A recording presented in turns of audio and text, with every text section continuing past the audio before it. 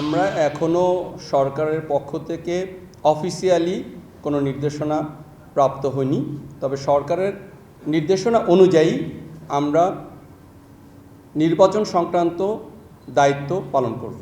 গত 3 সপ্তাহে সেনাবাহিনী 56টি অবৈধ অস্ত্র ও 990 রাউন্ড গোলাবারুদ এবং আগস্ট মাস হতে এ পর্যন্ত সর্বমোট 9667টি অবৈধ অস্ত্র ও 2,86,754 রাউন্ড গোলাবারুদ উদ্ধার করেছে। এছাড়াও বিভিন্ন ধরনের অপরাধের সাথে সম্পৃক্ত 996 জনকে এবং এ পর্যন্ত সর্বমোট 15,262 জনকে সেনাবাহিনী গ্রেফতার করেছে, যাদের মধ্যে কিশোর গ্যাং, তালিকাভুক্ত অপরাধী, ডাকাত সহ অন্যান্য অপরাধী উল্লেখ। সেনাবাহিনী গত 27 মে একটি বিশেষ অভিযান পরিচালনা করে কুষ্টিয়া জেলা থেকে শীর্ষ তালিকাভুক্ত সন্ত্রাসী সুব্রত বাইন ওরফে ফতে আলী ও তার ঘনিষ্ঠ সহযোগী মোল্লা মাসুদ ওরফে আবু রাসেল মাসুদকে গ্রেফতার করে।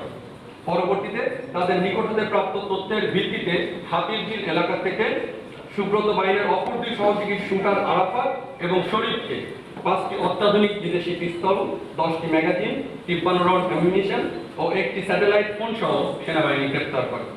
মব ভায়োলেন্স, জনদুর্ভোগ সৃষ্টিকারী যে কোনো পরিস্থিতির বিরুদ্ধে সেনাবাহিনী কঠোর পদক্ষেপ গ্রহণ করেছে এবং করবে, এবং আমরা গতবারের তুলনায় আমরা মব ভায়োলেন্স অনেকাংশে কমিয়ে নিয়ে এসেছি। এবং আপনারা যদি রংপুরের যে ঘটনাটি দেখতে পারেন, সেখানে মব ভায়োলেন্স যে ঘটনাটি ঘটেছিল সেখানে সেনাবাহিনী সঠিক সময়ে উপস্থিত হওয়ার কারণে সেই পরিস্থিতিটা নিয়ন্ত্রণে আনা সম্ভব হয়েছে। আপনারা জানেন পুশিংয়ের বিষয়ে আমাদের সীমান্ত বর্ডার গার্ড বাংলাদেশ এবং কোস্টগার্ড তারা সতর্ক এবং সচেষ্ট আছে, তারা টহল বৃদ্ধি করেছে এবং সেখানে আমাদের স্থায়ী এবং অস্থায়ী ক্যাম্পের বৃদ্ধি করা হয়েছে, আমাদের গোয়েন্দা নজরদারিও বৃদ্ধি করা হয়েছে।